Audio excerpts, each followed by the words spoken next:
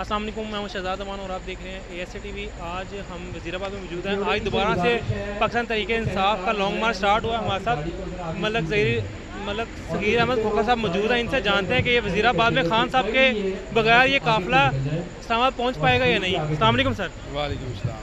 Sir, Khan साहब के बगैर फर्स्ट टाइम आप इस तरह लॉन्ग मार्च लेके निकल रहे हैं, क्या लगता है आवाम उस तरह ही निकलेगी या कम निकलेगी?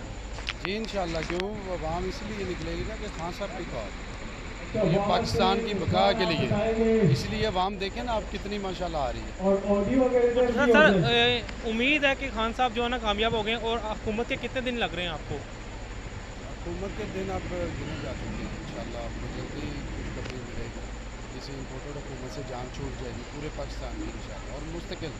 और सर, अरशद शरीफ साहब का कल जो रिपोर्ट आई है पोस्टमार्टम, उसके बारे में कुछ बोलेंगे आप?